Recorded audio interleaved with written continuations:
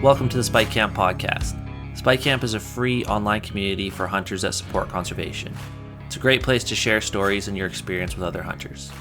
As a member of Spike Camp, you get access to all of our hunting live streams, discussion channels, contests, hunter resources, and events that we host. Membership to Spike Camp is free. Our only ask is that you are a member of a hunting or conservation group before you register. Head over to spikecamp.com to join us.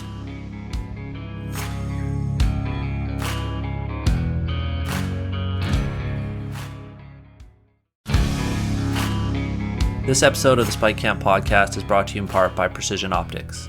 Omer and his team are the ones to trust when it comes to mountain hunting gear, guns, and optics.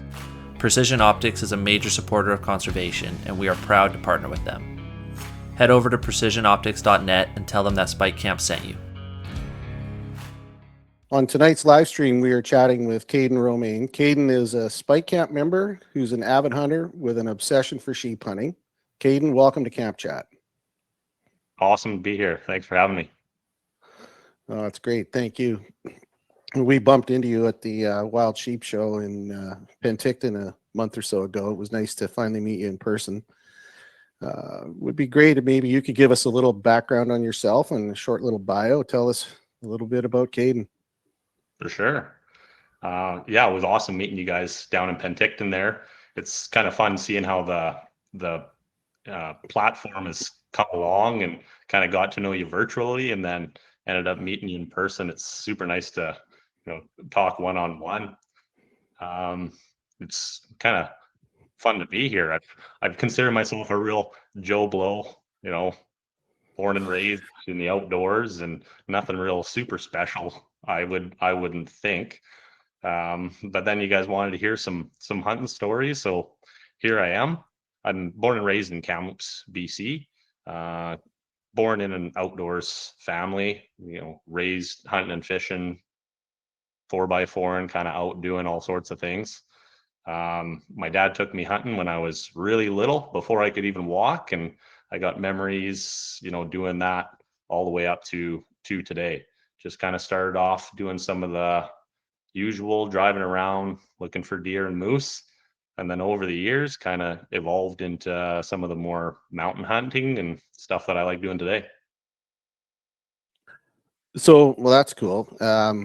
We've interviewed a few guys that are Kamloops boys, and it's kind of funny because that's how the story starts, right? Usually 9 out of 10, it's like we're cruising around the backcountry with family and friends looking for mule deer is usually where it starts, right? Yeah, that's exactly what it was for us. Yeah. I started doing that, and then over time was longer walks, bigger walks, longer drives, day hunts, and then you start toting your own gun, and the rest is history. I was hooked. My poor mom. Yeah, no, we had kind of the same story with our kids too. I started dragging them around when they were pretty small. Unfortunately, it wasn't Kamloops, so usually they got to sleep in the truck from 2 a.m. to 5 while I drove to the spot I wanted to hunt. But anyway, yeah, that's awesome. So, was your father a sheep hunter too, or was he? Or did you ever get him out there? He wasn't in. I guess in the purest sense of the form and the way that he was raised, he wasn't. He was raised, my grandparents, they were loggers. Lots of the forestry roads around Kamloops. Most of my, my grandfather and all my uncles, they fell those roads. So those big forestry roads that everyone around here kind of knows, that's what we grew up. That was kind of our playground. That's how Dad started, was just the usual hunting camp. I mean, he had 14 or 15 uncles, and they used to go out for a couple weekends and load up on mule deer and do the usual family hunting. It wasn't probably until I was pretty young, probably 5-6 years old, when all of a sudden Dad would disappear for a few weeks every year going up north. And then he was, starting to elk hunt, in the northern part of the province. He did that for a little while, and then one day I still remember when I was 15, 13, he asked if I wanted to come along. So that was kind of my first trip out of the Kamloops region. Oh, that's cool. So you were that little guy standing on the doorstep, see Dad's truck rolling up the driveway, and you're running out to see the antlers sticking out of the box, right? Every year, religiously. Nice. So, did you say how many uncles I did your think there dad was have? 13 or 14 of them. Oh It's a my big, goodness. big French family. Oh boy, I guess. Well, 14 Frenchmen in a hunting camp. My lifelong best friend is a Frenchman, and I don't know if I could handle 13 more of them in a hunting camp. Yeah, you and a lot of other people out there. There's a lot of opinions flying around in that camp, right? There is. That's funny. Oh, that's awesome. What a great story. So, what was your first official big game hunt then? Um, aside from, I guess, my first big game hunt would just be, mule deer around here. I shot my first mule deer, was my first year hunting with Dad.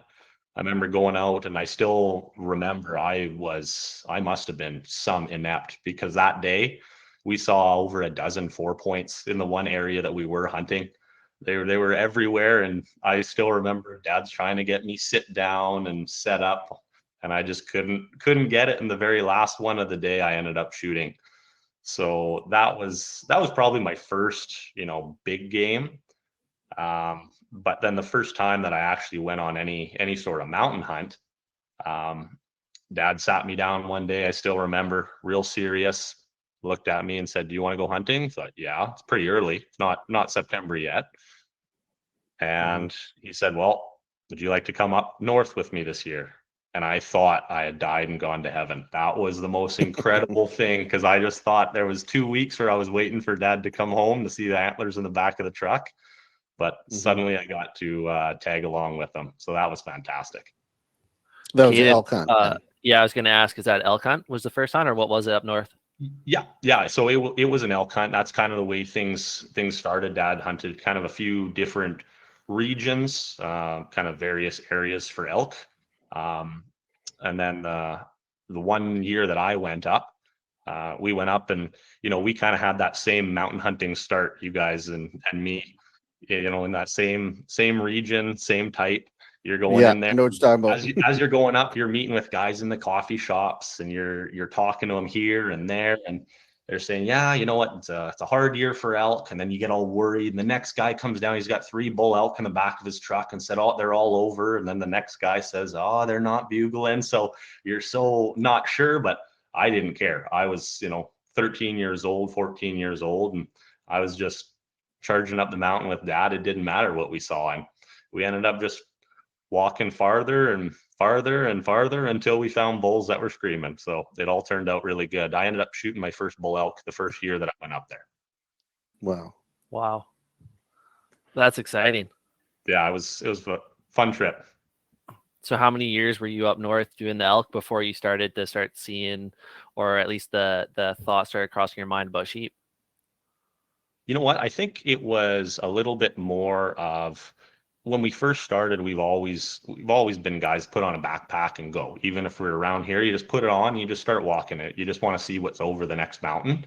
So going up there, we just kept walking further and further. And I think that's kind of what led to a lot of our success elk hunting, was you just walk until you heard something. Lots of guys, they'll walk over the first ridge or the second ridge, and nothing's there. Most probably it's because they're smart enough that they don't want to tote a 1,000-pound bull elk back to the river. But we That just kept too, yeah. walking and walking, and then suddenly we got to this one area. I still remember, I think it was our second year up there, and looking back on these big alpine slopes, and there was black dots everywhere. And Dad put up the scope and said, "Oh, those look like sheep." And neither of us at that time had ever hunted mountain sheep. We'd see them in Kamloops. We didn't hardly even probably know what a stone sheep was. Um, but we watched them, while we ate our lunch. And looking back now, we never thought anything about it. But all we remember was they're big, black, and it looked like they had some horns on them. So we're probably looking at a band of rams. Is probably my first time looking at them on the mountain, but we never really thought anything about it. We were more in tune with all the elk screaming around us. Yeah, for Interesting. sure. So then, I guess at what point did that start to change for you? So you saw sheep, didn't think too much about it. Um, did it have to take a couple years to percolate of like, okay, now maybe I got to start exploring these sheep hills, or what changed? It definitely did. You come back down, you meet with other guys coming out of the mountains, and you start seeing, oh, look at that ram. And suddenly it kind of excites you a little bit more. Generally, we weren't really even thinking about that. We came from that family that you generally go up there and you're coming back with meat. It's an adventure, but you want to make it pay for poundage of meat. We had a big family to feed, and that's kind of what drove us. But over a couple of years, it was probably 2 or 3 years, suddenly we just kept wanting to go back further and further. I remember Dad saying one year he's going to go back for sheep, and our schedules never matched up that particular year. I had to stay around home, but Dad started going back, and he'd come back with stories on what he would see, what he was doing. He'd get pictures and videos of the stuff that he was seeing, and that really started to spark the fire. I think over the next couple of years, talking to some guys from up north, throughout when I was in high school, my summers, I'd go up to Fort St. John and I would work. And lots of the guys up there, it's, their backyard. So you'd go over to their house, you'd see their sheep mounts, you'd start talking to them about sheep hunting and kind of see that fire that was in them. And I thought I wanted some of that. So there was a few years there from probably 2011 to 2013, where we started going up and just looking for sheep. We got a little bit of intel on places to look, and we were so oblivious over those first couple of years. We were told once about this one area we got to go and check out. So we go up that area and we hike all the way to the top of the mountain. Took good day and a half to get there.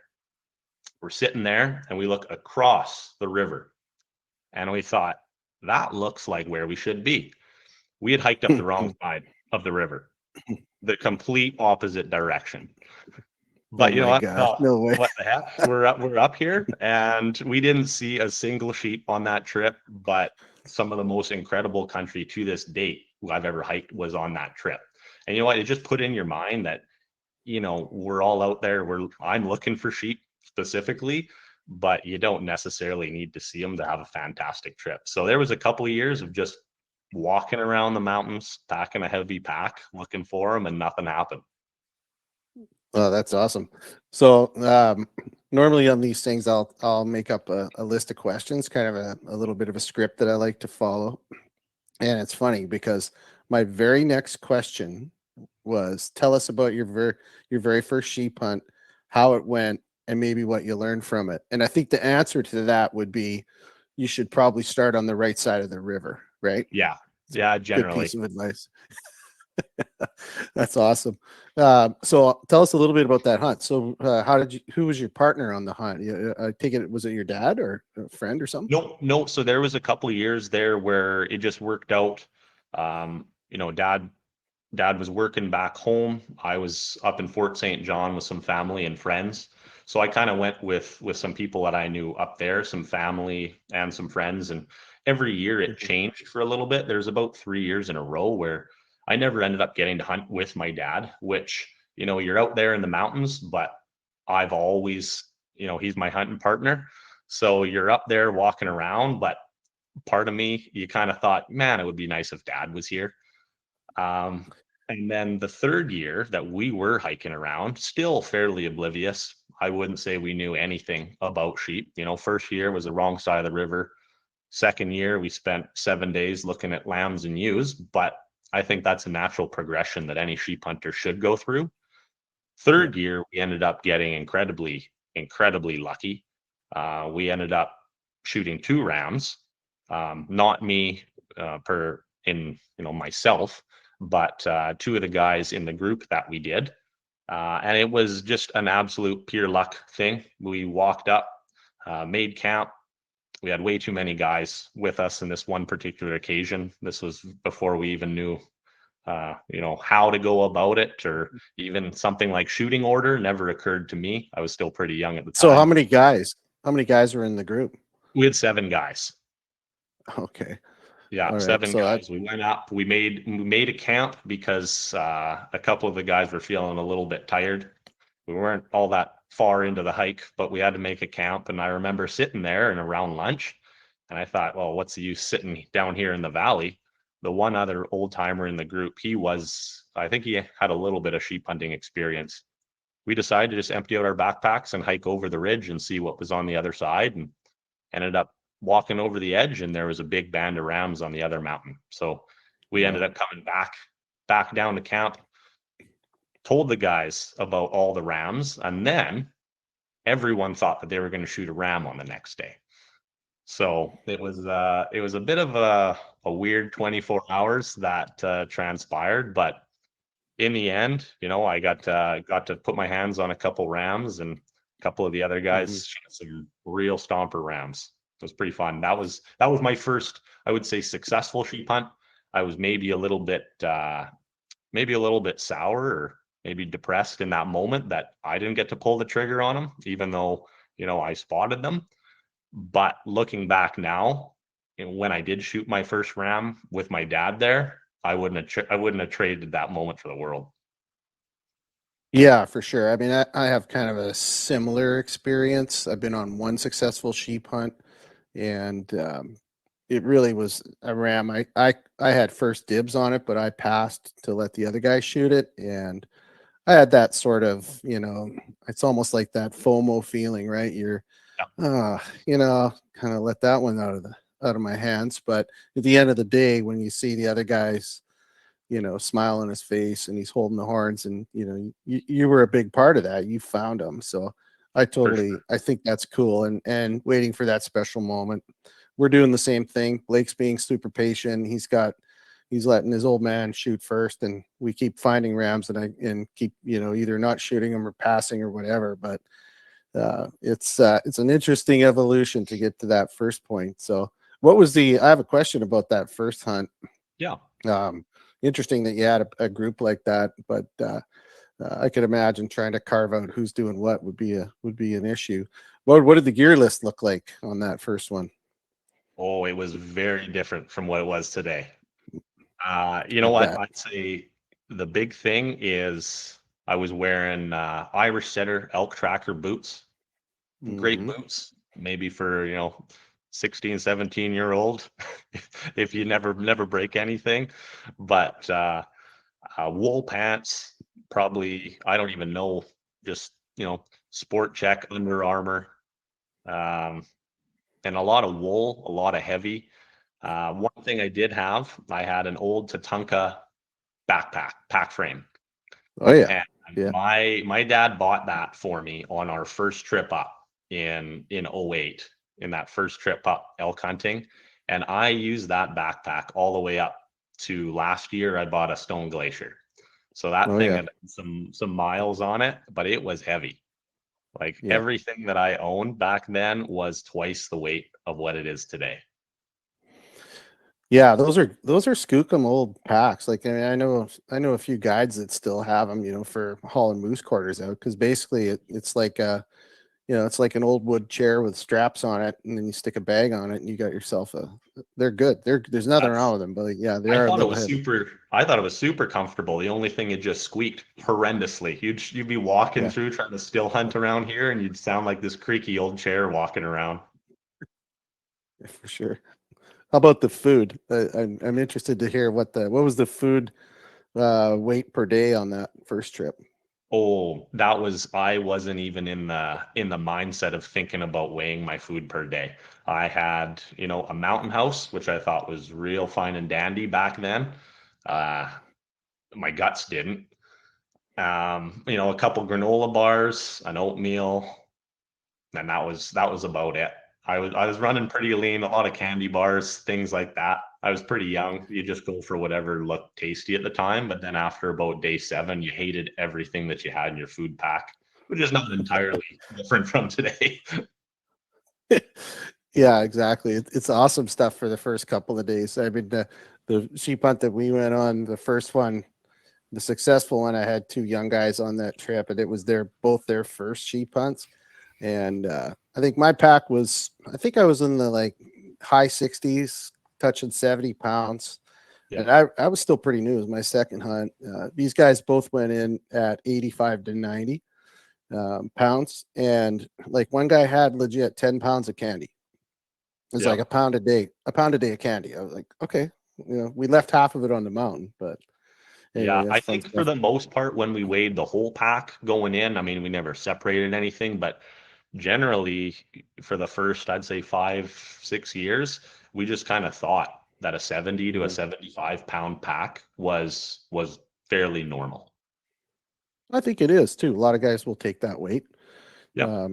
You know, Yeah, I don't think 70, that's a 70, 75 isn't too abnormal. I know a lot of guys around 70 these days. Yeah. Yeah. Now that was us before we added water, though. Oh yeah. Yeah, that makes a difference too. Yeah. Yeah.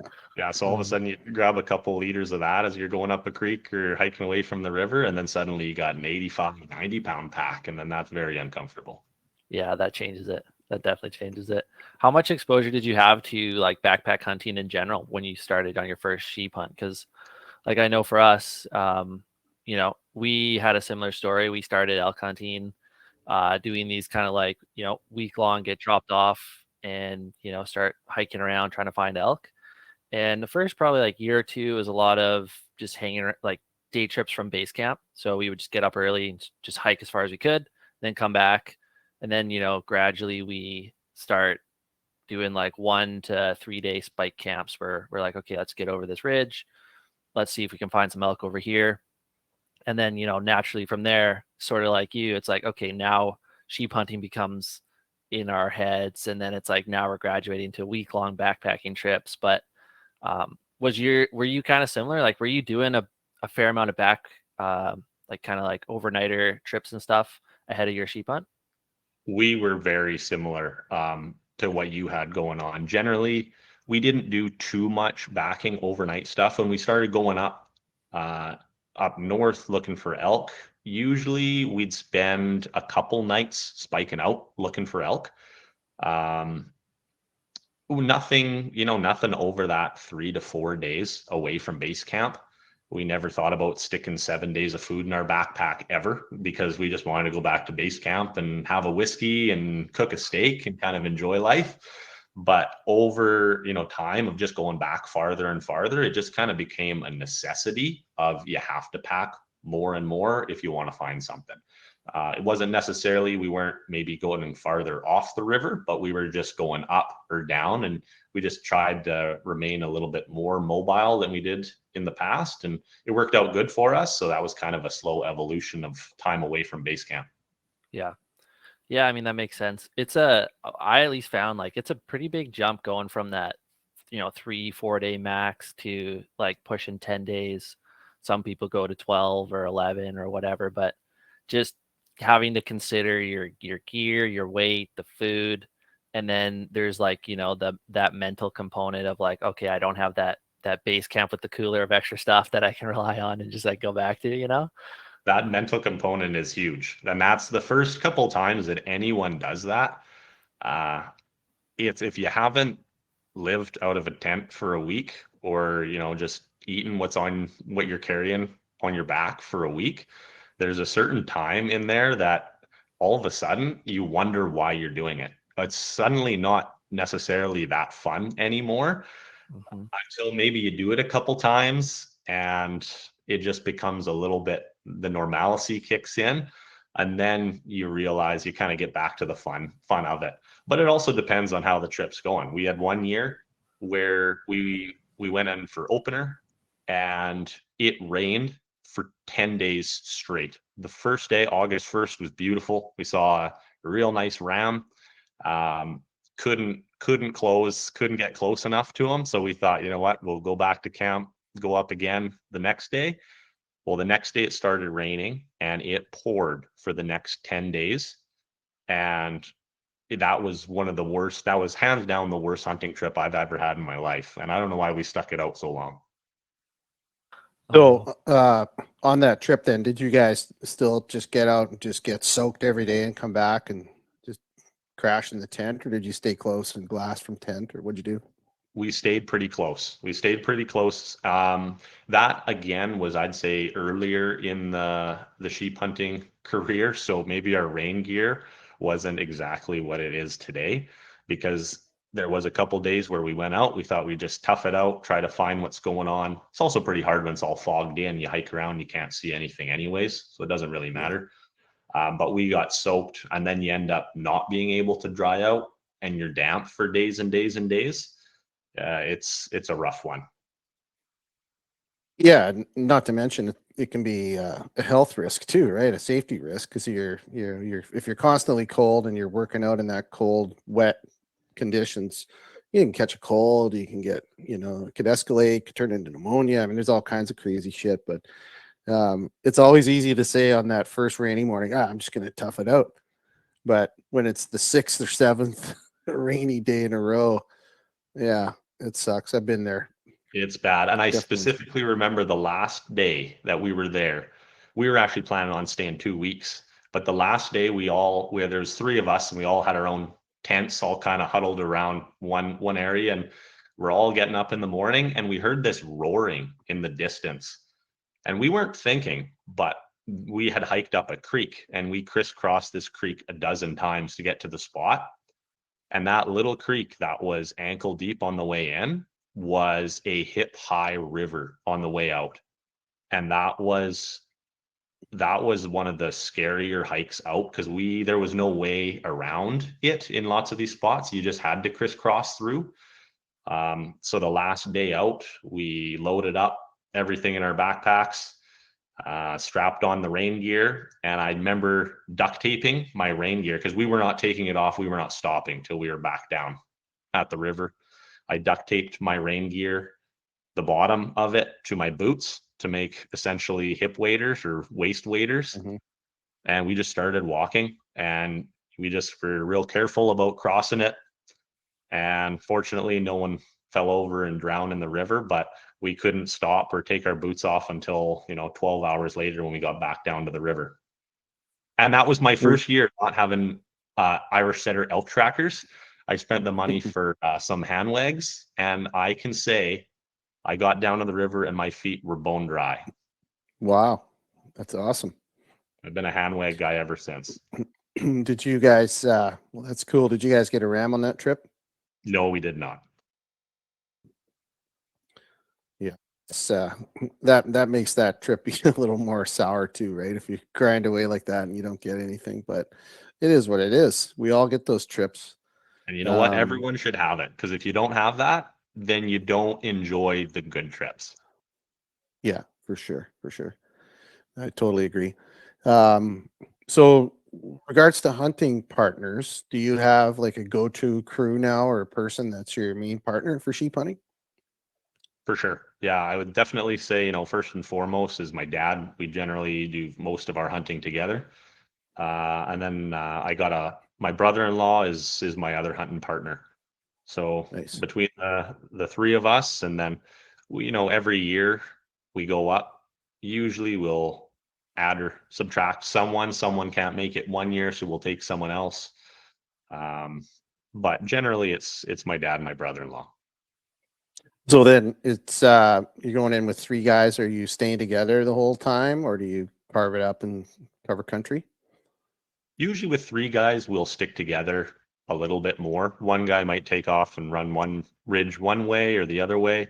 If it is 4 guys, the last couple of years it has been 4. We'll go 2 and 2. Usually you try to meet together every night, discuss what you saw.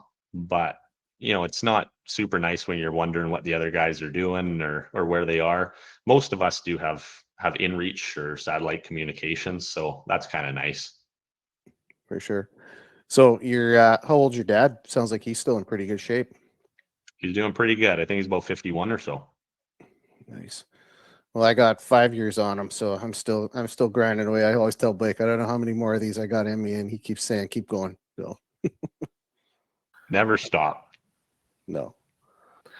Yeah. Kaden, I was going to ask you a bit about I kind of keep jumping back a bit, but that transition from elk to sheep hunting, I think, is like a pretty pivotal moment for And I think it's probably a fairly common journey for like some of the newer sheep hunters.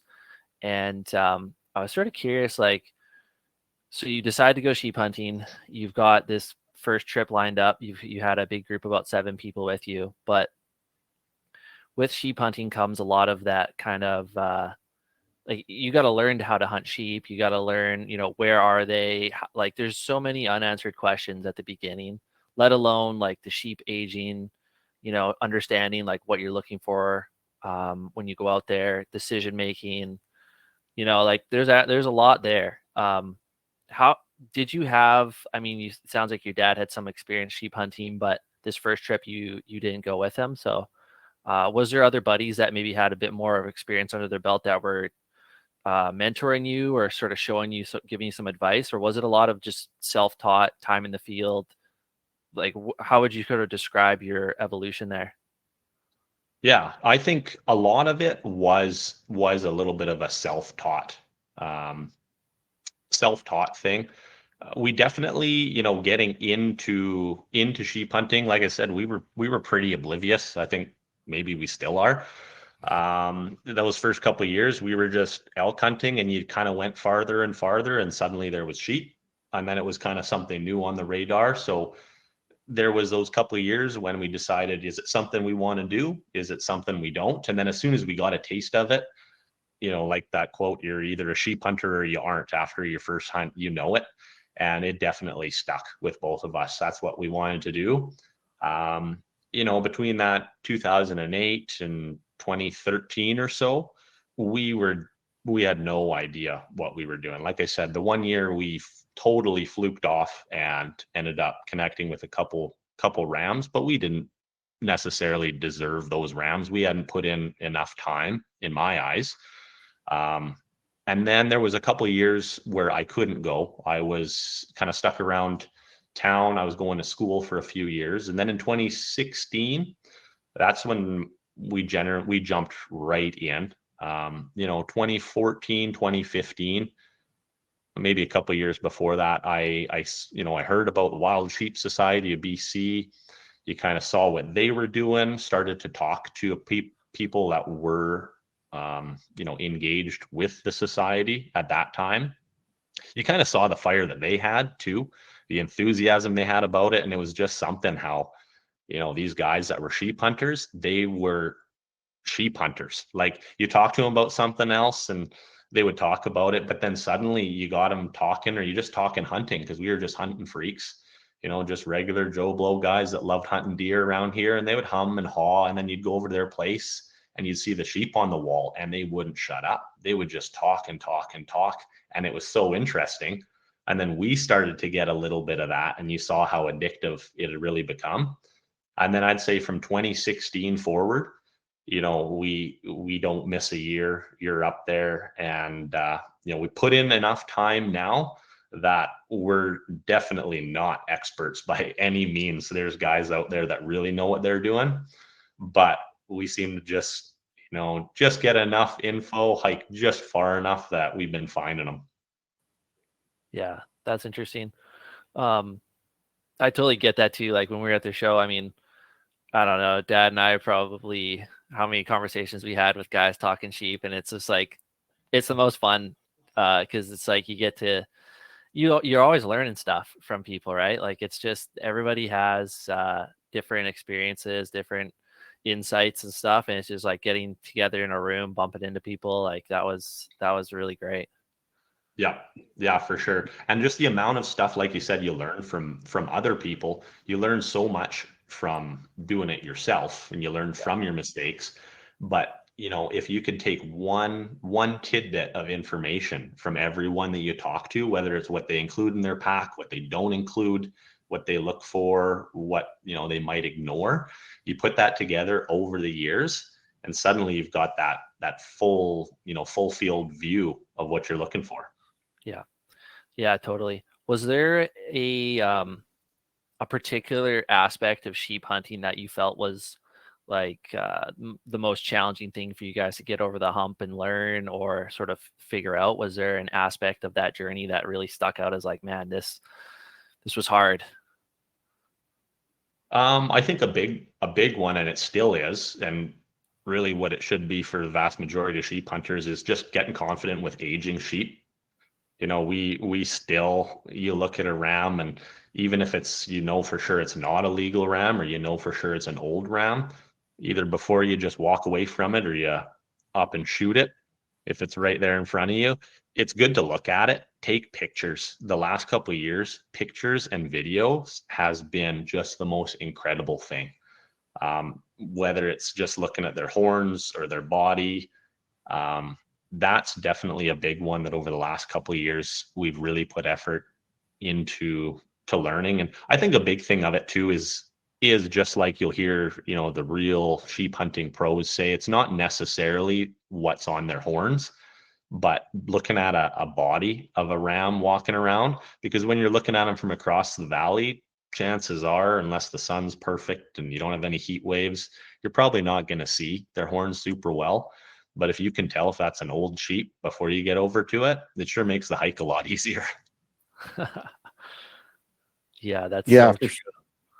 Yeah, it really is. And then the other side of that too, and you touched on is just watching, I can't remember which sheep hunter said this to me, but somebody said somewhere along the way that, you know, counting rings on the horns of a sheep should be sort of your last resort or your last final confirmation that that's a ram you want to kill.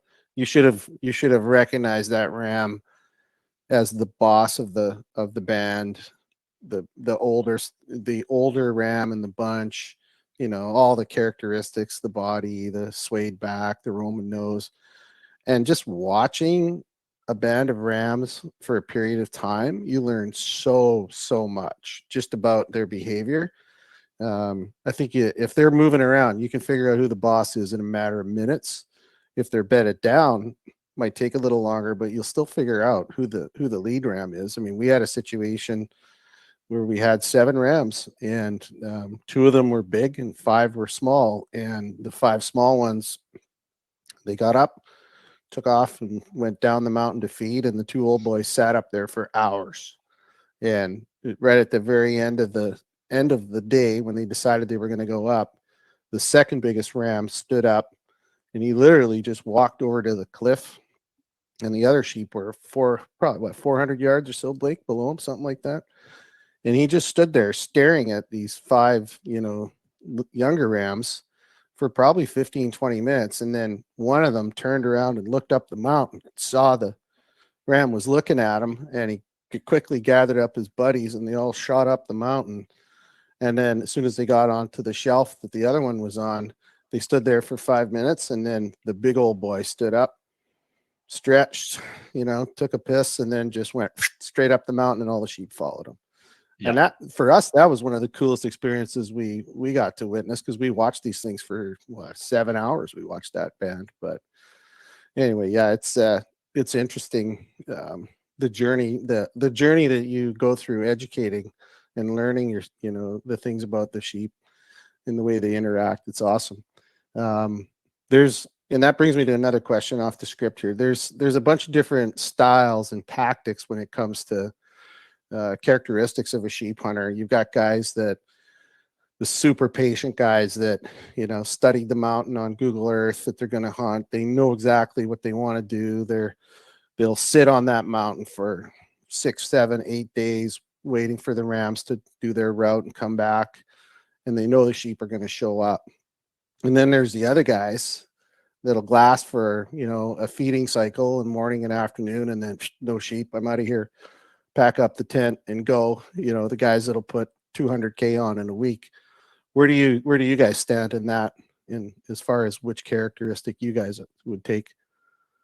You know what? Every year we say this is going to be the year that we sit and watch the basin where we know the rams are. But every year we end up walking 100 kilometers.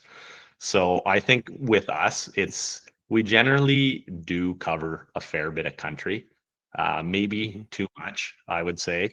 But we do it in a pretty slow manner. We do, before we go in, even if it's an area we don't know or we haven't been, with today's technology, Google Earth, Fat Maps, all those other mapping services, you can get a pretty darn good lay of the land as far as what peaks or what ridges that you can go to and see what. We never just walk, through basins without looking at them for generally a full day. We might glass it in the morning and then go down and glass another basin for the afternoon and then swap the next day. But usually we're looking at them a couple times throughout the trip.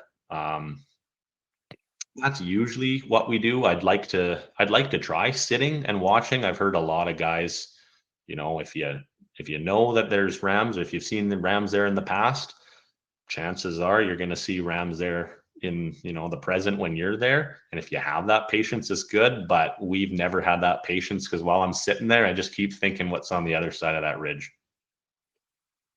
Well, that speaks to the mental side of sheep hunting, right? Like the challenges that you face. I know, I'm a Saskatchewan boy, and we hunted whitetail out there, but I've never sat in a tree stand longer than an hour. Yeah. It was like, let's cover ground. Like if you can see, you're going to cover ground. It's hard to break that habit and, just commit to sitting, right? And I think it's just one of those things you learn by, by trial and error, right? So, um, do you guys typically hunt the same area, or do you go back, you try different spots every year, or how does that look? You know what? We did hunt the same area for about 3 years or so. And then I just wanted to explore. I love seeing new country. Sheep are different too, right? You see rams from different areas, and they all have different genetics. And I just love seeing sheep from different areas and different countries. So I like changing it up. The last few years, I don't think I've been in the same area in the last 4 or 5 years or so. Well, that's cool. So, is it when you're looking for an area, are you e-scouting, or are you going off tips? I know if you can get a tip from somebody, that always helps, or get some intel. I mean, we're lucky. We've had some pretty good intel from a few individuals that it saved us years, literally, off of finding areas, right? What Yeah. do you guys do? You know what? It is a little bit of everything. I think, and this is a big thing for a lot of guys, is they want the holy grail of sheep hunting areas. And I think that there isn't that area, believe it or not. Everywhere up north where there's sheep there, sooner or later, there's going to be a big ram there. There's so many areas. If you look through the record book, there's Hmm. big rams, mature rams, old rams taken in so many different areas, and some areas that really make you scratch your head. So I think it's just about figuring out what sheep and what an old mature ram is looking for, and trying to find that country somewhere else. I spent a lot of time on Google Earth. I think more than anything, just dreaming about where I want to see, and hoping that, Hmm. that year it'll line up and I can get in there and do some exploring. And as soon as you get in there, this goes with just time of being a sheep hunter. If you follow any old sheep guide or guys that have hunted for a long time, which I've, in the last couple of years, I've had the privilege of doing, you start to see things that they look for.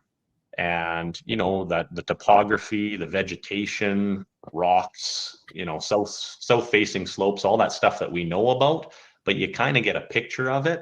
And suddenly you're walking through a new area, and you look over in that one corner of the basin, you think, you know what, that's an area that looks like the area where I saw rams last year in this other river drainage. And you look up, and suddenly there's some white asses there, and there's some rams there. So if you spend enough time out in the woods, you start to see kind of those same things. um, and that's kind of where we've spent most of our time or effort looking for areas like that. I know a big thing with us too over the last few years is everyone's always looking at the tops of the mountains. Generally there's a lot of rams there, maybe early. We don't hunt a lot during August. I've done some August trips, and the weather always seems to be worse, and there's a lot more bugs than there is in September. And for us, you don't get to hear those elk bugling, even if we're not hunting elk, or if we're just going in for a sheep only trip. It's so nice to just hear those elk cracking off. So we love going in September, and generally in September, we find those rams a lot lower than most people think. That's Yeah. interesting. Cool. Wow. Wow. Okay. Interesting. Yeah. There's some good tips in there. I mean, I didn't realize you were preferred late season. I actually thought you were an opener guy. When did you had some experience hunting in August though, right? Like when did you make that change? Yeah, so I think over the years, I've done 3 August trips. The first one, we got rain for 2 weeks straight. The second one it was good. We ended up shooting a ram. Um, there was just a lot of bugs, and the weather, it was raining, in and out like it does in any mountain terrain, really. I think maybe we're just so spoiled because most of September, I find the weather's so fantastic. It just doesn't generally compare. August is beautiful, and it might be 25 degrees, which is not ideal to hike in or store meat or do anything, strenuous out in the sunshine. But all the way down to, pouring rain and, 0 degrees. We found that September is generally, it's cool enough to store your meat out at night. We usually don't worry about that too much. And the days, you got enough sunshine, there's no bugs, and the weather's pretty good. 2019, I did get snowed into the mountains one year. We hiked way back, and it was a beautiful, beautiful couple days, and we got way back, and then we got pounded with about 2 feet of snow, and we got stuck. And it did turn. Maybe that was one of the more sketchy moments of the sheep hunting career, because we got pounded with snow and we got stuck in the mountains for like 3 or 4 days, and we were just waiting for snow to stop. So it can happen in September too. What was your transport on that one? Was it flying or jet boat, or what was the situation there? Jet boat, and walking back there. And we just kept walking and walking and walking. And we got to the area where we wanted to be, and it was beautiful. We got all the way on top of the mountain. We spotted rams right away, actually, in this one area. And we found 2 rams that we thought were shooters. They were really good looking rams, big wagon wheel and a big broomer. And we thought the next day we're going to hike up on this ridge and get close and shoot them, hopefully. And got up there, and it fogged in right away, and it started to rain. So we put up our sill tarp. We sat under the sill tarp and had lunch, and it started to rain harder and harder and harder. And we'd only packed food for one day. We thought we were just going to go up, take a close look at these rams, and come down. And we thought we better go back down to the rest of our food. We had 7 more days stashed at the bottom of the mountain. And as we were hiking off the mountain, it only took a couple hours down to the valley below. It started snowing and raining. And I've, been raised out in the woods. You're wet all the time. And you always hear stories about guys that say it was so wet I couldn't start a fire.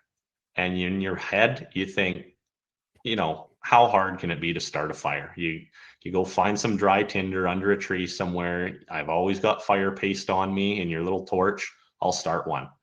Well, by the time we got to the bottom, we were so wet and so soaked that we tried starting a fire and we couldn't. And the temperature dropped and it got cold. And we looked at one another, and there was that click. And then suddenly we thought, this is a dangerous situation. We're soaked through. It's getting very cold. We couldn't hardly even put our tent up. We got our tent up, we crawled into it. We threw our packs down and threw a sill tarp over them, and woke up in 4 hours, and our tent was fully collapsed. It had snowed over a foot. It was in the middle of the night, and we just were, able to push off the snow, pop the tent open enough, and sleep right through to the morning. And the snow was over my knees in the morning, and it snowed for the next 24 hours straight through. And we knew that hiking out in that wasn't going to be very smart either, so we just kind of hung out in the tent for a few days and tried to find all our gear that got snowed under. Wow. So was it your dad on that one with you? No, that was my cousin and I. Wow. What'd you do Scary next? shit. Like, what was you guys waited it out and then the snow melted enough it was viable for you guys to work your way out, or what? Yeah. So um, we waited for a couple days. It was nasty, nasty, nasty.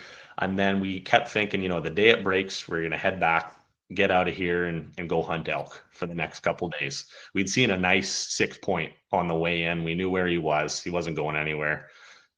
And the day that it broke, we woke up and there wasn't a cloud in the sky. It was gorgeous. It was beautiful. And for some weird reason, and it was warm. So we disassembled the tent, we threw everything on top of the snow, and we just sat there in the sunshine, and we felt good.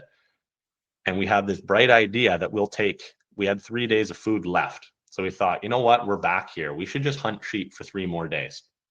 So we packed our packs up and we hiked back up the mountain through the snow and got to the top of the mountain, set up camp. And for the next 3 days, the weather was quite nice.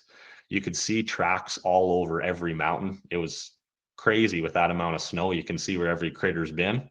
And we hunted that mountain for 3 days. We ended up catching that band of rams on the last day that we were there to hunt. And sure enough, that big guy was there, but he was only 7 years old. So we got a good look at Wow. him. He was a really, really good ram, but we ended up letting him go. The other one that was with him, he was 8, but neither of us were super interested in him. So we left him and we hiked back to the river. And on the way down to the river, we'd stopped for a water break. And as we're sitting there having a water break, we look up on the mountain. I put my glasses up, and there's a band of rams right down low, right close to the river. Put the spotting scope up, and you could tell that there was one real old, heavy broomer in there. So we left everything there. We put a piece of flagging tape on the little pine tree that it was beside. We thundered up the mountain and watched him for the next 4 hours. And he ended up being a 10-year-old ram, and I shot him that night or that evening. We caped him up, boned him out, hiked down the mountain, and proceeded to lose all our stuff because we weren't smart enough to put a GPS pin in Oh our shit. stuff. So we thought that, and that was our tent, that was our sleeping bags, that was everything, because we were just going to go up the mountain quick, have a look at these sheep, and come back down. So all we had was our clothes on us, our puffy pants, and our jacket, fortunately. And we walked all the way back to base camp. And we had a Kifaroo, a sawtooth at the time with the stove. So we set that up in the middle of the night and had a drink of scotch and made a fire to keep us warm. Well, right on. And then back up the next day to try to find your shit. That's exactly it. And it was right where we put it, but we walked by it. Oh man, That's awesome. that's funny. I was gonna ask you, like, it sounds like you obviously prefer September. I think when you talk to a lot of other guys who are sheep hunters, guys and girls out there, and there's this very popular debate of going opener versus going later. And one of the common reasons people cite for going for opener is to be the first in the mountains, the first to get your access to the ram, so no one doesn't come in, to your basin and harvest the ram that maybe you've been working to sort of sit on for a couple seasons. What's your perspective on that? You know what? For those guys that are that hardcore and they want the biggest, baddest ram on the mountain, you do got to work for it, because those guides, those wranglers, they're in there from July 15th pounding those mountains every single day looking for them. So if that's what you're looking for and you want to be the first guy to pull the trigger on August 1st, then you have to put in that effort. But flip side of the coin, there's a lot of big old rams that get shot that last week when it's snowing in the mountains and they're coming out of their little hidey holes in the very back. And a 12-year-old, 13-year-old ram August 1st is still an old ram the October before, right? So I think it's just personal preference. Like I said, weather seems to be for us the majority of the time a little bit more adverse, maybe in August then in September. Yeah, 6-1, half dozen of the other. The guys that like August generally like August because they're getting some form of success out of it. The guys that like September are doing that also. Yeah, I think it's a pretty heavy split. I think you end up with depends on the style of transport. I think if you're the guys hiking in from the highway, I think a lot of those guys are opener based, and then like you said, the hardcore guys are the ones that they're going to go out not only just because they want to be the first one there, but some of those guys will come back for a second, third, and a fourth hunt that year if they don't kill something too, which would be nice if you live that close. So you've been on a bunch of successful sheep hunts now, and learned a lot. I mean, that was a great story about getting stranded up there on the mountain. What would you say the top 3 things are that you would credit your sheep hunting success to? Like things that you go back and go, glad I did this. Number one, might just be, it's almost repetition, right? When we were hunting deer, you figured out what worked or even what you thought worked, and you just kind of did it over and over and over. Sometimes if something doesn't work, you think you might need to change it, but it might be doing the right thing. So you're kind of flipping flopping all over, and you're never really making a routine of doing one thing consistently. I think with sheep hunting, we have a certain way of doing it, and we stick to that. It doesn't always work. You don't always shoot rams, but generally after you see one, you look at what worked on that, what didn't work on that, and just keep repeating what's working, right? And we are by no means pros at this. There's guys out there that are so consistent with rams, it'll make your head spin. But Yeah, just it is. our little view of it and seeing what's worked for us by doing that year after year, it's been successful. So I think kind of a repetition is positive. Being physically fit is definitely a help, right? When you are trying to hike mountains every single day, anyone can do it, right? Some people think that you have to be this hardcore athlete to hike up the mountains.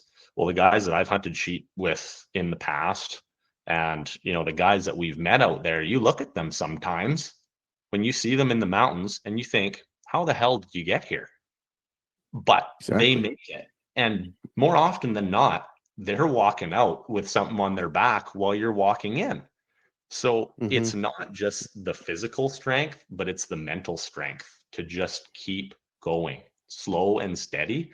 So it is that mental strength, I'd say, foremost. So, and that mental strength and that power of positivity too. When you're stuck in a tent for 4 days while it's pounding snow, you just are dreaming of getting back to base camp. But by staying positive, and that minute that you see a little bit of blue sky, all we thought was, we have blue sky, we can go sheep hunting. So we charged up the mountain. Maybe it wasn't the smartest thing to do, but that positivity sure helps.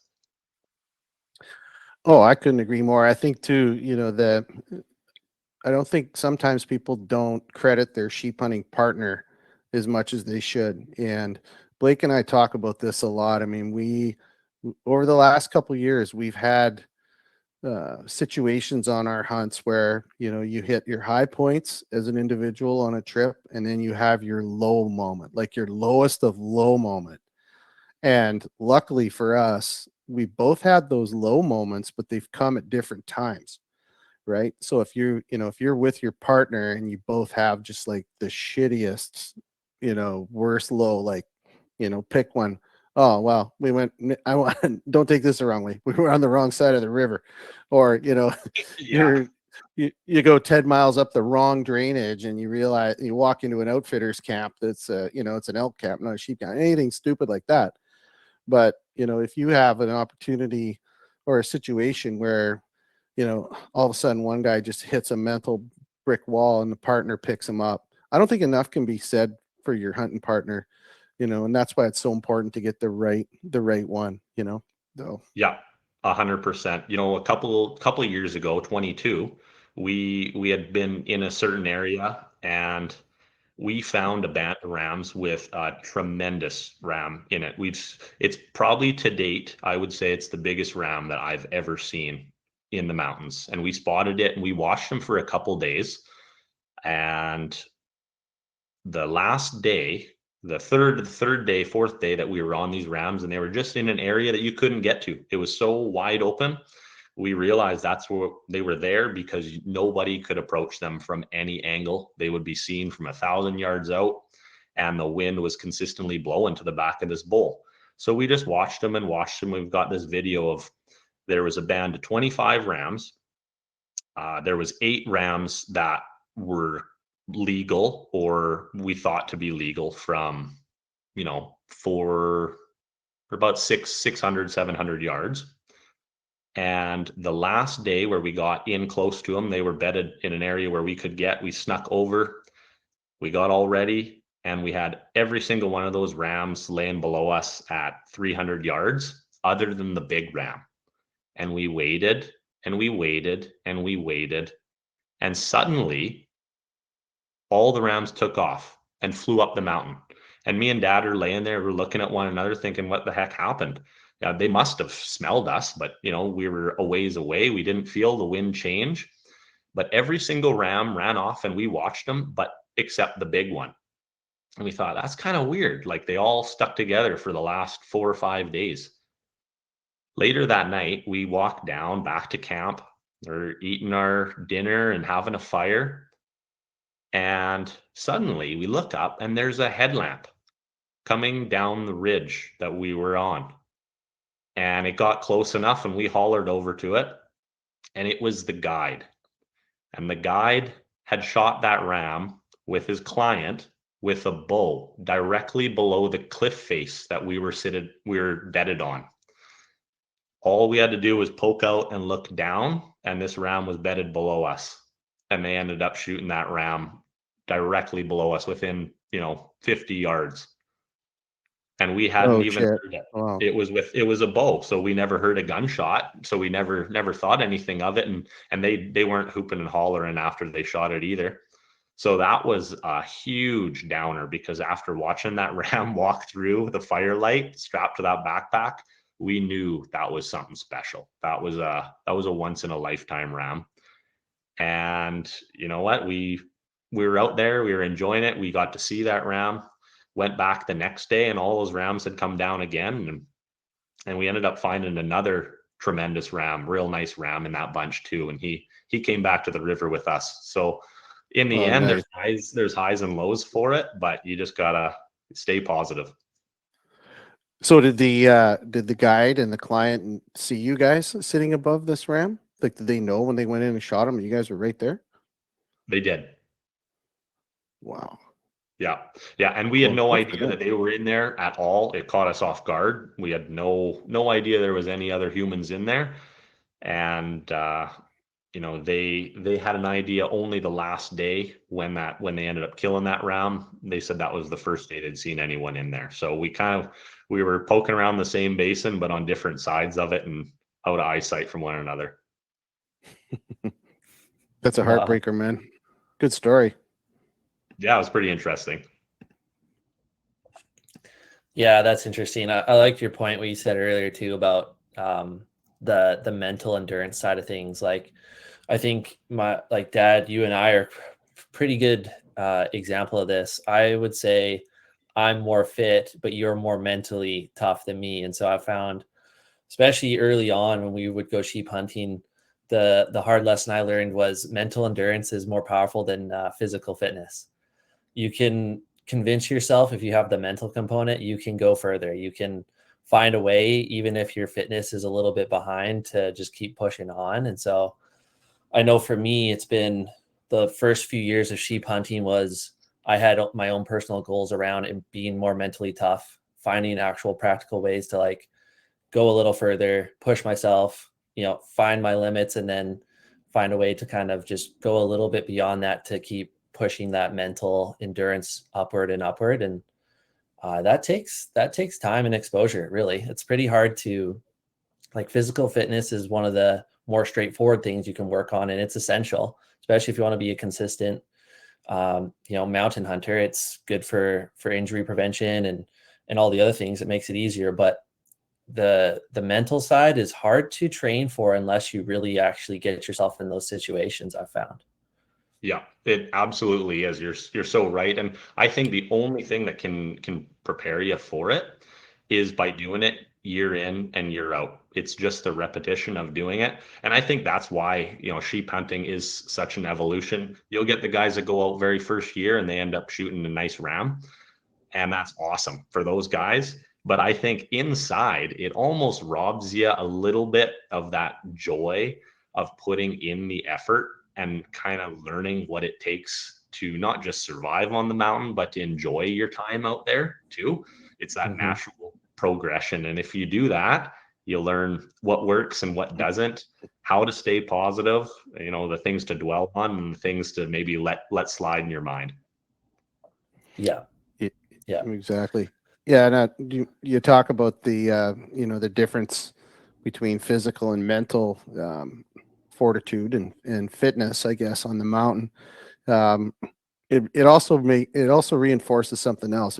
When you have a good sheep hunting partner, they need to have the strengths that might be your weaknesses, or they should have. And if you can combine all of those things, you become a unit, right? Like, for example, in our case, as a hunting pair, Blake brings a lot of things to the table that I don't have. First of all, like when we're bushwhacking, and I mean bushwhacking, where we've been hunting the last couple of years, it's been a grind. It's been, I go first nose down, and we're going through the trees looking for saw cuts, trying to find a 50-year-old trail that hasn't been cut in 30.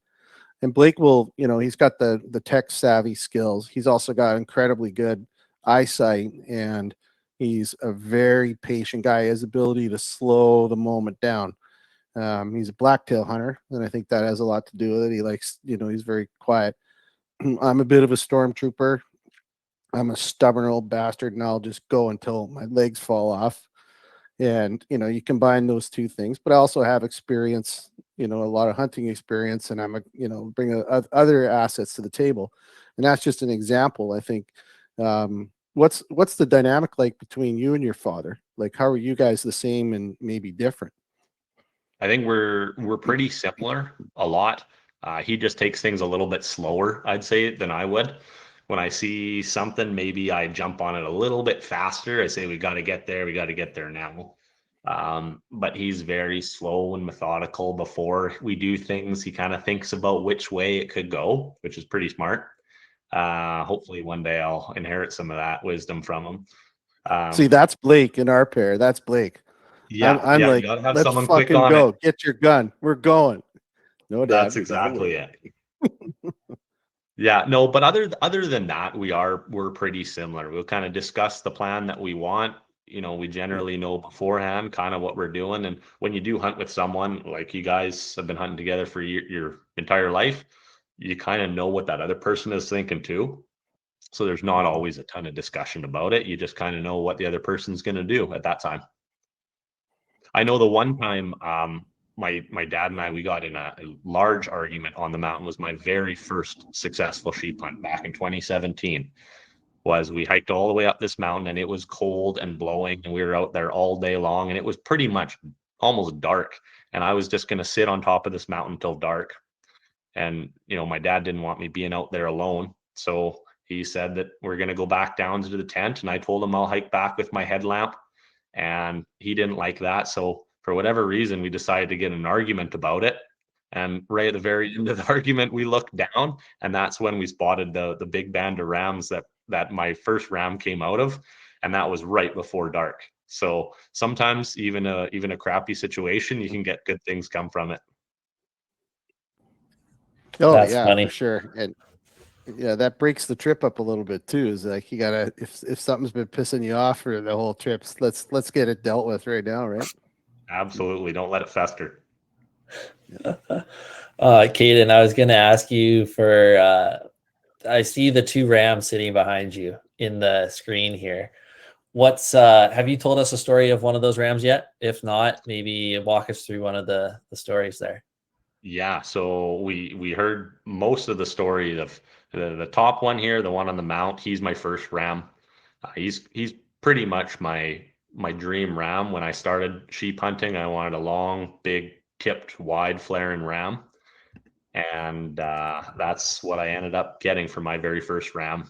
So that was awesome. And then the European mount below him, that's that one where we ended up getting snowed in on the mountain. So he's a big 10-year-old double broomer ram, nine and a half or 10. And so both those stories were pretty cool. That's awesome. What's your favorite sheep hunting story, successful sheep hunting story, where you got to help or witness someone else punch a sheep tag? Oh, you know what? Probably this last. There's a few of them. Last in 22, I ended up I shot a nice ram in the fall, and then in September I came back and my cousin texted me and said that an older fella that he knows ended up getting a limited entry hunt. So I thought, oh, that's pretty cool, and I kind of knew the area, so I volunteered to take him out and show him the area. I didn't know at that time that he actually had a major heart attack a couple months before, so he was only functioning on a third of a heart. So that makes sheep hunting pretty difficult when, it's difficult for us guys trying to climb a mountain. Imagine doing that on a third of your heart. But we ended up finding a good one, and he put in a lot of effort for it. And it was actually my wife's first sheep hunt too. She came with us, and we ended up finding a nice ram.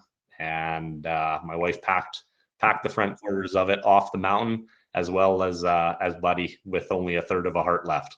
So that was a cool one. Last year was also a really cool hunt. I went up with my father-in-law. He's never hunted sheep before. My dad, my father-in-law, and my brother-in-law. My brother-in-law has never shot a stone sheep either. He's quite the hunter himself.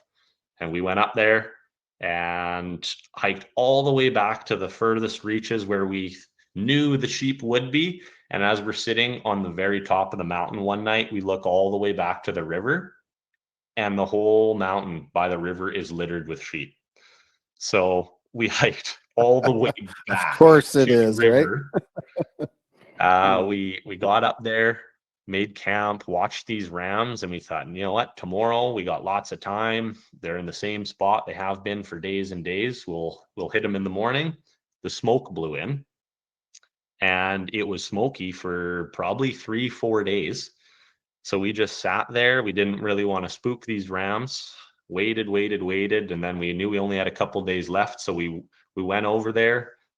And I ended up trying to do a somewhat of a sheep push, which we've never done before because it's not generally a thing. But we only had a couple days left. We knew these rams were down in the timber somewhere, so I thought I'd fly down the finger, circle below them with the wind coming up, and they'd pop up into the alpine. And as I was walking down the ridge, there was a tiny little patch of grass way down below. And we ended up seeing all the rams there. So I waved the boys over. We went down and we got my father-in-law his first ram, a nice old warrior 7-year-old hard broomed ram. And that was pretty cool. And the cool thing about that one is my father-in-law was the first shooter. He shot his ram, and there was another really big ram in the bunch, way over his nose, real heavy, low slung ram. And I was trying to get my brother-in-law his first stone sheep, and he looked at that ram, and we weren't sure if it was old enough or not. We knew it was legal by curl, but we weren't sure how old it was. We knew we already had one ram down, so we let that ram go. And the next day, because we were at the bottom of the mountain, my dad and my father-in-law, they packed out the rams, and my brother-in-law and I hiked back up the mountain to get our tent and our equipment. As we popped over the mountain right to the alpine, all those rams are right there at 15 yards. They all stood up, and that big ram was there looking right at us. I got a real cool video on my phone, and we could count him. He stayed there for 20 seconds, and clear as day, he was 7 years old. But definitely a legal on curl ram, but my brother-in-law put the safety back on and let that ram get another age ring. Well, good for him. That's sheep karma right there. It is, and I told him he's gonna get a real thumper for doing that. Yeah, that's awesome. Well, that takes a lot of patience to put that safety back on, especially at that range. That's crazy. Yeah. So I was going to ask. I haven't asked this to too many guys on the podcast before, but I was going to ask if there was the one that got away. But I think that would safe to say the one the guide shot from right underneath you would be that one. So Yeah, that's the one. I'm going to jump around a little bit here. You posted a picture on Spike Camp last year of a jet boat littered with elk racks and a sheep sitting on the bow of the boat. Can you tell us a little bit? I think it was 2019, right? That was Is that the year? 2019. So that was the year that we ended up getting snowed in. So Okay. on our way out, like I said, we'd been snowed in for several days. We saw those rams. We came out, and just by taking a water break and looking up, we ended up finding that nice ram. Packed him off the mountain. The next morning, we got up and we knew there was a 6 point on the way back the way into the mountains. We knew there was a nice big bull elk 6 point that we watched for a couple days, and we went back for him. And this is kind of interesting because throughout that time period, there was this elk bugling across the river, and we never got a look at him, but we just knew you kind of have this mental vision of what this bull looks like when he's bugling. And this great big 6 point that was on our side of the river, he was bugling, and one night this bull came across the river, and it was hands down the biggest bull I've ever seen in my life. We've seen a fair number of 6 points, and the 6 point that we ended up shooting was like a 310 or 315, a respectable bull for up there. Yep. And as soon as this big bull walked across this slope, we ended up not getting a shot at him because he was too far away. But this bull that we ended up killing, he ran off so fast. Like it was incredible. We've seen some pictures of him, and we think he's a solid, 340 type bull for up there, which is pretty Wow. impressive. Elk don't seem to grow quite as big up there as they do down in the Kootenays. A good 330, Mm-hmm. 340 bull is pretty impressive up there. So that was cool. And then while we were hunting there, my cousin and he ended up shooting the smaller of the two 6 points. Um, my father and his other hunting buddy, they were a couple rivers away, and they ended up shooting two other bull elk. So when we all came out of the mountains together, there was three bull elk and one stone sheep. Man, oh, what an epic year! Every once in a while, the stars line up, right? Yeah, absolutely. You also posted a picture of a very cool mule deer buck, super wide one too. Tell us Yeah, about that one. that is. So growing up, the meat shed was at grandpa's house. So every deer we shot, we backed into grandpa's place, and that was where we'd always butcher. And he had hundreds of deer racks in the back, just a pile of them. So growing up as a little boy, I used to hold these 4 points that you thought were just normal or regular 4 points. And now looking back, they were awesome deer that you don't even hardly see anymore around home. But he had this one board on it that had a couple regular 4 points on the top, and then this rack strapped below it, and below it was two moose racks. So all growing up, I always thought it was a moose rack, and I'd tell dad I Sure. thought it was a moose rack. And then when my grandpa ended up passing away a couple of years back, we got that rack and brought it in, and it was one that him and his hunting buddy had shot in southern BC. They were just driving around doing the usual. He was a logger, like I said before. So they were just driving to and from the work site, and there was two big bucks. And he said, as the story always goes, he shot the smaller of the two. And so I think that it's kind of a funky buck. It's almost too non-typical to score typical, but not good enough to score non-typical. It's kind of caught somewhere in the middle. But I think gross score, it's 215 or so, but it's about 40 inches, 42 inches wide, on its width measurement from outside point to outside point. That's insane. You don't see deer that wide at BC all that much, and certainly not No, anymore. It's a it looks beautiful like a deer. buck from the Arizona Strip or something like that. When we brought it in to get measured was, I think, just before COVID at the Wild Sheep Society event in Kamloops. There was a Boone and Crockett scoring club there. We brought that rack in, and everyone came over to look at it. And he took that buck, and then he took about a 240-inch mule deer, just an absolute stud, and he sat it right inside of this buck. So it was pretty cool to see. That's incredible. Yeah. Wow. Have you had any interesting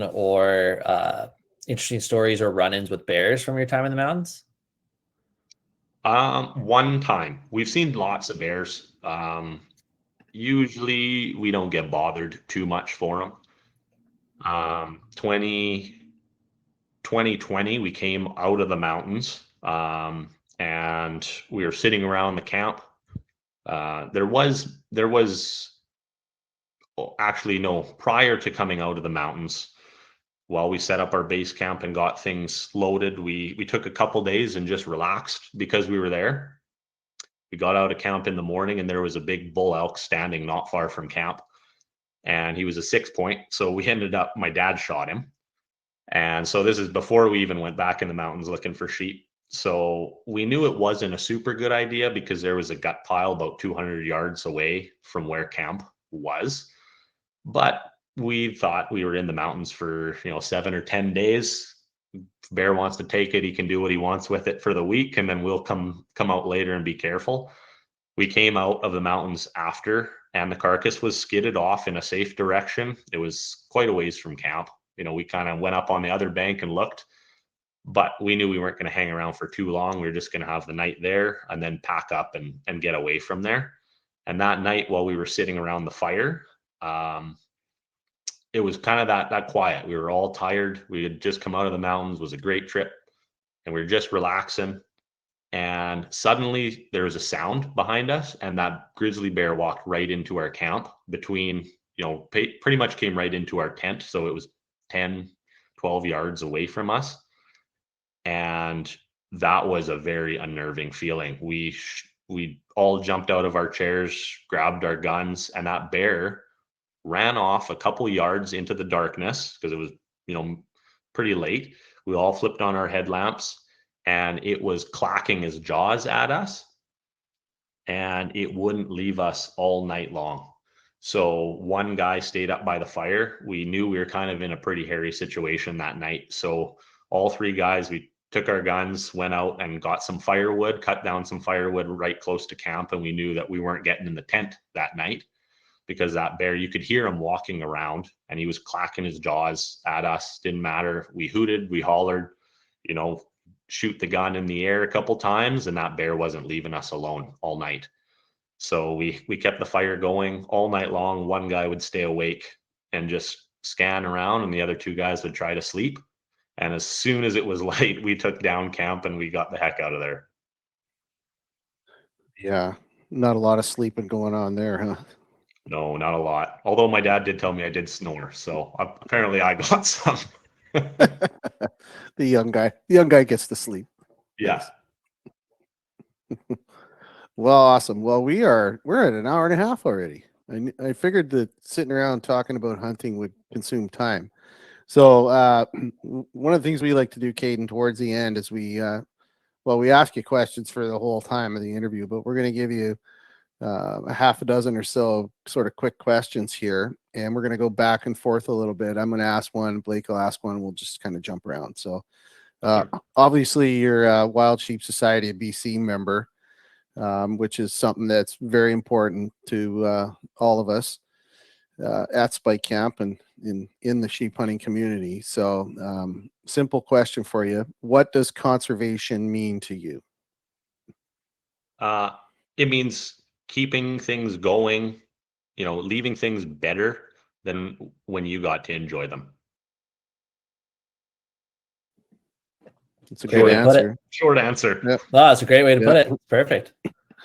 No, exactly. I mean, if we didn't have the society doing the work that they do and all the volunteers behind the scenes, government would look at us differently, or who knows what our rights would be or our opportunities would be. So, very simple way to put it, man, for sure. Blake, you're up, man. Yeah. What's your favorite piece of gear that you always have in your pack? Oh, probably say my Helinox chair.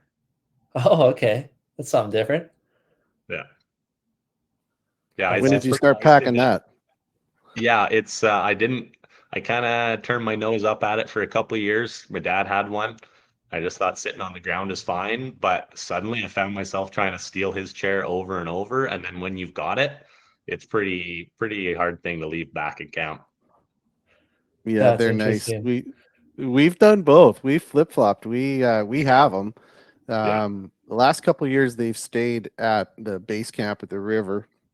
But I have taken mine, and I don't know. It just depends on the ounces for me, but yeah, Yeah. that's good. I'm more likely to cut it personally. I don't know. I haven't got Yeah. I'm not fully bought into the chair quite yet, but I see the appeal when someone else is sitting there, but Yeah, I figured having to pack it.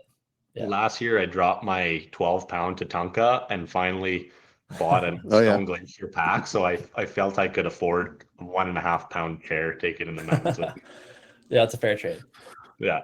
Well, my rifle for this year is probably going to be a pound and a half lighter. So, Blake will be up there looking at me sitting on my chair, and I know what'll happen. It'll be as soon as I stand up, that little fucker's ass will be in my chair. I know it. There you go. All the way through the whole podcast, and I blew an F bomb in the last 2 minutes. So you got to change the rating on the podcast now, Blake. Yeah, I thought we'd make it through, but not quite. Okay, my turn. What is your favorite big game recipe or meal from hunting? What's your favorite recipe? You know what? At home, I'm a steak and potatoes type guy. And as much as I love sheep hunting, to me, nothing beats an elk steak. Um, if I could get a slice of that elk backstrap or tenderloin and cut that up, salt, pepper, if you're feeling fancy, maybe a little flour and fry that up, it doesn't get any better. Oh man, I couldn't agree more. All right.